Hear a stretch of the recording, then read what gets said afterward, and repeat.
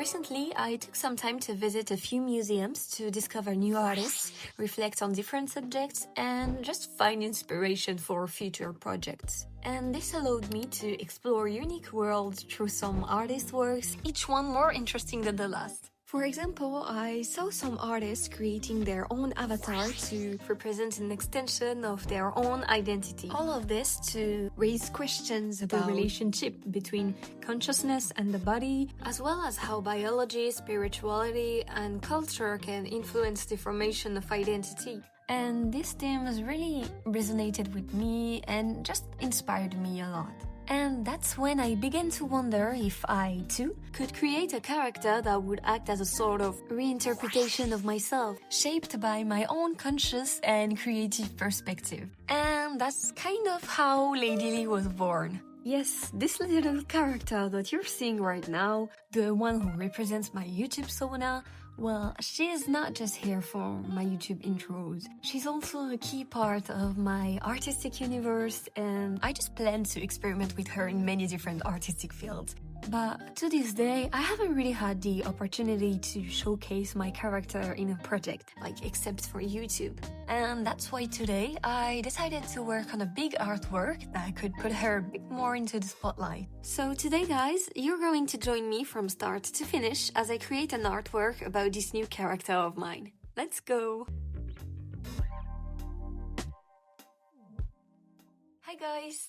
Welcome to my world. A few months ago, I came across the poster for Satoshi Kon's movie, Perfect Blue, and I noticed that a lot of artists online have been inspired by it to highlight their persona in contrast to their real selves. I really like that idea, and I thought taking inspiration from it for my next project would make a lot of sense, especially because I would like to show an important connection between Lady Lee and myself. I thought that a good way to introduce her would be to highlight what she represents and the impact she has on my life and imagination, especially by placing her in direct comparison with myself, which is something we can see in this reference. So starting with that reference, I went to look for other art pieces that I could use as inspiration for my work, and I made a little mood board in my sketchbook. So I would like to create a very personal artwork, a kind of metaphorical self-portrait that reflects my artistic self. And this led me to research several artists known for making self-portraits, as well as other ones who inspired me on a more dreamlike and introspective level, such as Suzanne. She's a French singer I just really like. There's also a scene from the movie Lost in Translation that you can see here. And I also want to do my drawing digitally, even though it's not the medium I feel the most comfortable with. It's a way to visually represent the metaphor of the opposition between the real world, the one where I exist, and this conceptual world completely free and entirely made up where my character was born. And in a sense, I feel like it mirrors the dematerialized and virtual space that digital tools can represent. Okay, so here are some of my first sketches, so I hope you get the idea, and I think it's time to start the artwork. Okay guys, so here you can see that I drew over my reference to start the drawing, and I know that this can be a very sensitive subject in the art community, so let's talk about it. Okay, so first, as you can see, I didn't completely trace over the reference. I just used it as a guide to see where I had to place the main details of the composition, since I already have a specific idea that I would like to represent. It's a way for me to directly go for the color and mixing process, which is what I wanted to study and focus on for this project. I wanted to focus on the color work because it's something I have been practicing less and less in favor of the sketching part and line work. So here my purpose wasn't really to improve in sketching, but rather in coloring and rendering, and I thought that it was the best way to do it. And you'll see that the overall process of my painting extended way beyond this tracing part. I know that tracing can be a tool that many artists have used in the world, and I mean tracing, not copying, because there's a difference. And I just think that in my case, tracing can be useful, but it should not completely replace my learning process of drawing. So it's a nice tool, but I don't want to depend on it. Okay, so here, as you can see, I kind of already started the rendering, or at least I tried, because you'll see that I had a lot of difficult stuff to manage after. So this is still the beginning of the painting. And here I was adding some different tones to the skin. I was trying to apply what I've learned in my last video. You know, playing with color variations and knowing where to add the yellow, blue or red tones to the face. And since it had been a while since I used this technique, I'll admit that I was a bit lost, and for the hair, well, I did what I had to do. And by the way, if you want to see where I started digital art, you can click just up there on the top right. Okay, so now let's talk a little bit more about Lady Lee. She's a representation of myself. Is she an accurate reflection of what I look like? No, not really. She's more like an alter ego, an interpretation of my artistic side. And Lady Lee isn't a static reflection of who I am.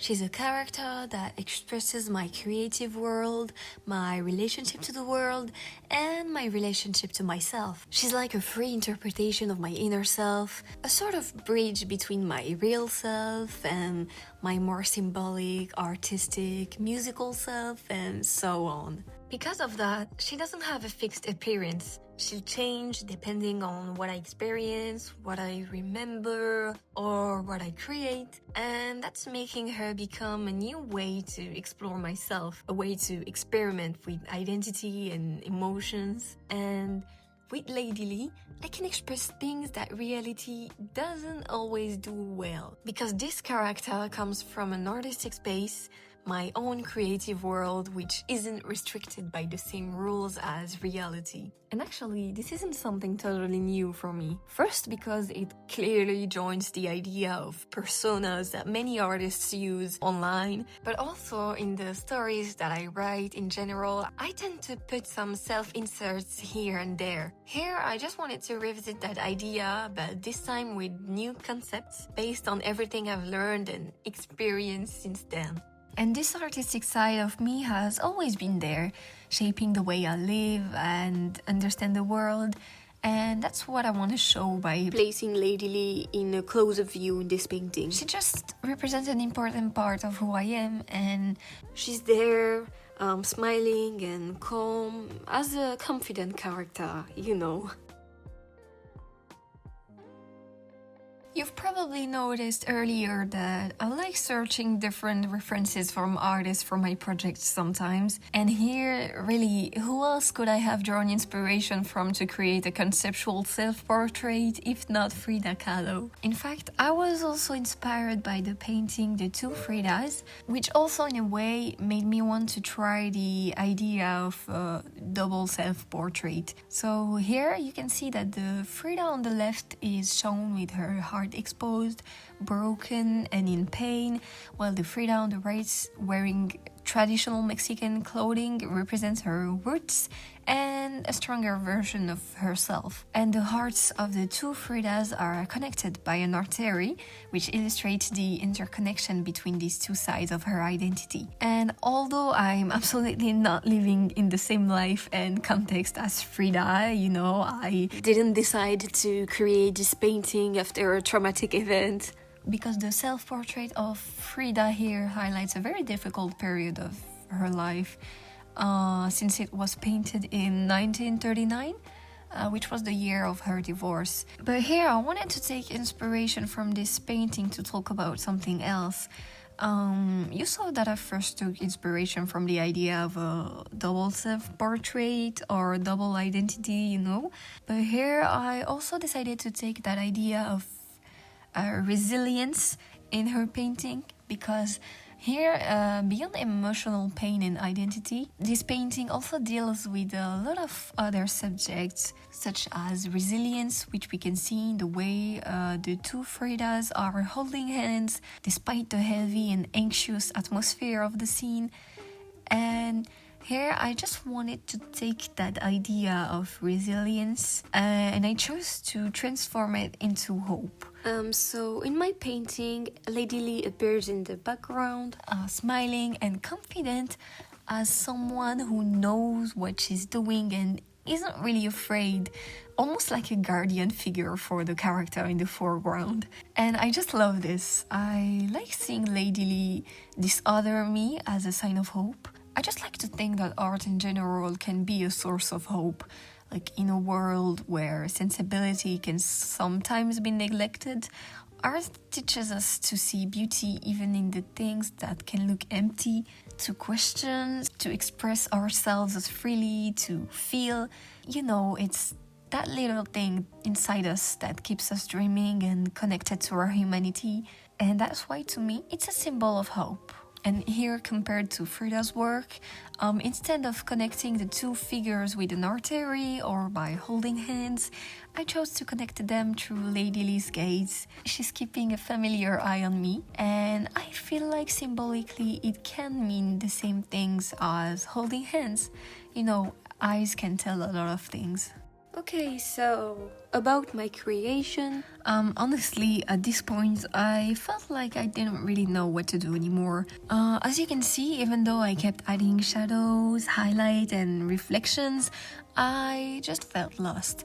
I was even wondering if maybe the drawing was already finished and I just didn't realize it. I tried changing the line colors, fixing small details. No matter what I did, it still felt like something was missing. And that's something that happens to me a lot lately when I draw digitally.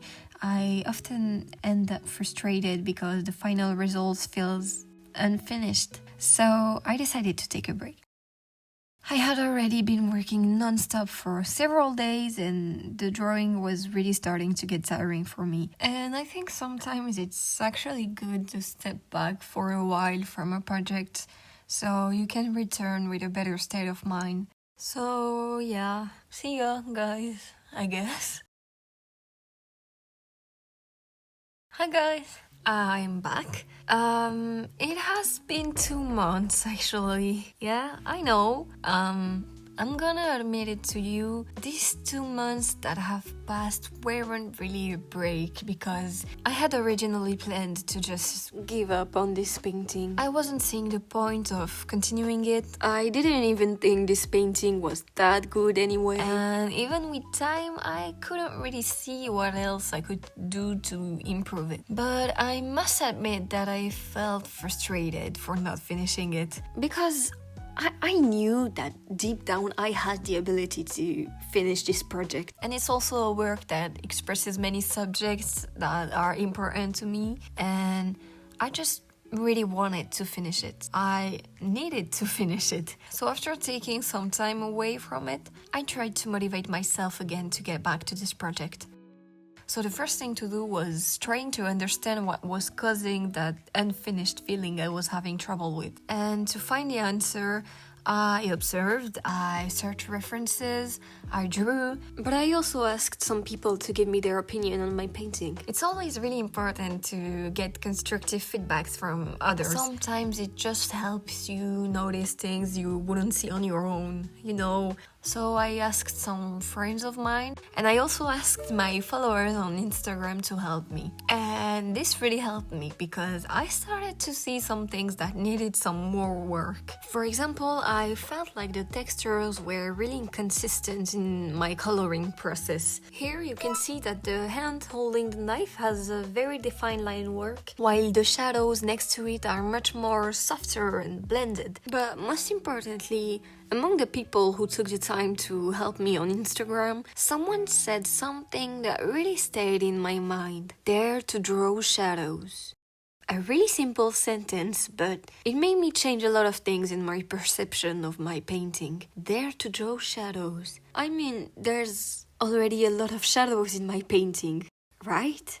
At least that's what I was thinking at the time. But I've started to notice that a lot of feedbacks I've been getting lately were telling me that I just don't push the contrast enough between light and shadows in my drawings. And I know that having a good contrast can change a lot of things in an artwork. Plus, if we think about it, my paintings takes place in a dark night scene where the only source of light and even of hope and dream is Lady Lee. I want her to literally glow. So here, strong contrast is essential if I want to express that meaning well. But right now, it kind of just looks like the painting is set at night and that's it. So that's what I needed to work on. So after approximately 2 months, I opened my project again on Ibis Paint and I finally tried to continue it.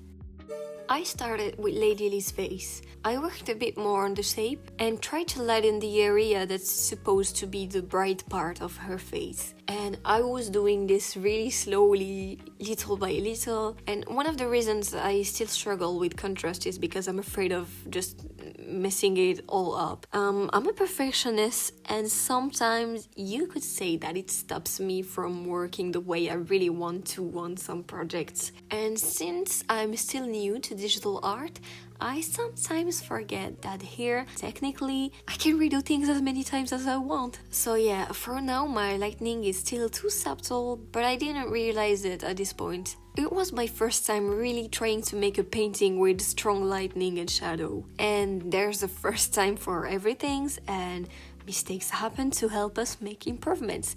So I gotta try to be bold here. So I finally found the courage to try to add a color that was really bright, just to see what it would look like. I noticed that a part of the reason why I struggled so much with contrast is that I've been used to working with a too limited color palette. Honestly, I was really nervous about what I was doing here. I was afraid that it would mess up the base skin tone of my character, but after looking at some references, I could see that strong lighting can sometimes change the surface color of a skin. So this was a great step forward. So I went back to the drawing and continued working on it with all those things in mind. And while I was doing my best to work on the shadows and highlights, I fell again in a phase where I didn't know what to do anymore. I made a better contrast, but something was still feeling off. So again, I took a break. Yeah, I know, but this time I still wanted to finish this drawing. So during my break, a friend showed me an option for the layers on Ibis Paint that really helped me. And this option gave me the shiny effect I was looking for. And honestly, it was a revelation for me and just completely changed the way I worked on this drawing. So here is me using it, and you can see that the pale yellow I had added before made a good base for the light, and this tool on top of it gave amazing finishing touches. And now I could clearly notice the difference a good contrast could make on the drawing. And without all the help I had the chance to benefit from, I wouldn't have done all of this. So yeah, I got back again for this project and it was worth it. And guys, finally, I just love it. For the first time, I finally feel like the idea I had in my head was coming to life with my painting. And now I also had a better understanding of what I needed to work on next for the painting. And while I'm working on this, I think it's time to introduce you to the musical interlude of the video. Okay, so for those who don't know, since I just love music so much, in each one of my videos I would like to share 1 or 2 songs recommendations that I've been listening to a lot. So for today, I want to talk about the band Yeah Yeah Yeahs. Yeah Yeah Yeahs? Yeah, yeah. Okay, never mind. I just love their music and their unique and extravagant vibe so much. And I'm pretty sure that you might know their song Heads Will Roll, since it's a really popular one from their discography. There's also Maps, which for whatever reason became a huge trend on the internet. Honestly, I just have so many favorite songs from them, and they ended up as one of my top artists I listened to this year. They're just a really artistically interesting band. So I guess that I'm going to recommend to you 2 tracks. I think you guys have to listen to Soft Shock and Burning.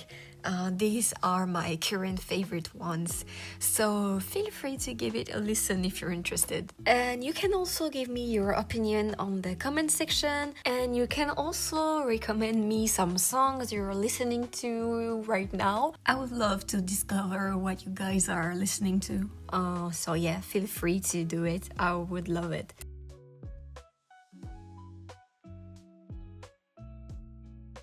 Earlier, I mentioned that Lady Lee's appearance isn't fixed and that it would change just like an identity develops. I want to go a bit deeper into that.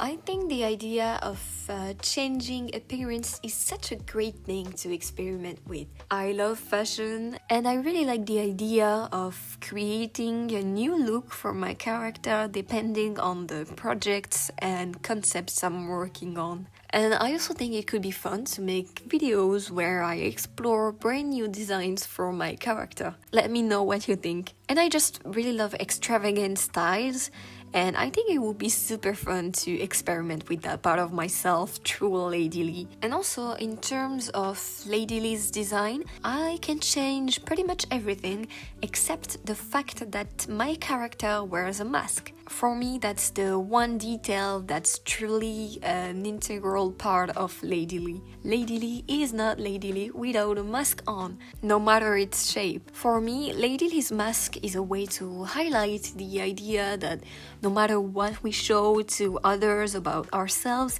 as real as it may be, no one will ever truly know the essence of who we are, especially in the age of internet. In the end, the only thing we see of someone is the mask they choose to show to us. And I wanted to play with that paradox where Lady Lee represents a very personal part of me, but at the same time there will always be a part of me that remains a mystery. And the mask also represents in a way a certain quest for identity, just the act of constantly trying to understand one's true identity or true face. So in the end, the painting I'm showing to you here is really personal. I tried to explain you some of the details. I couldn't do everything because if I do this, I think the video will be like 3 hours long.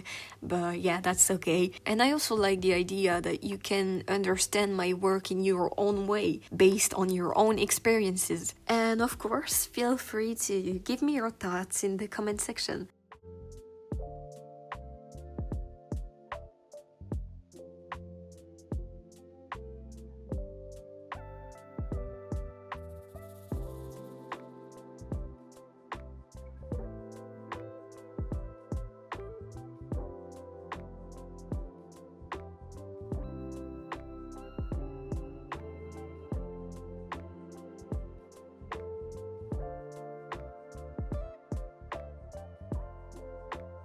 And finally, guys, here's the final result. I'm so happy. Finishing this project really feels like a big achievement for me. It wasn't easy at all, and you know, this painting talks about my artistic side, and I decided to talk about it in a really positive way, focusing on hope. And I just feel like I've kind of lived by those values throughout the whole process of making this project, because I just kept going on and I didn't give up, even though I could have so many times. Oh my god. So I'm just really proud of that. I also tried to share a little bit of my character's story so I can explore her more in some future projects or some videos. So I hope you liked this small introduction into this world. And thank you guys so much for watching my video. You can like and subscribe if you're interested about what I do, and I'm so happy. Guys, I'm so happy. And yeah, I think that's finally the end of this video. Goodbye guys, I love you.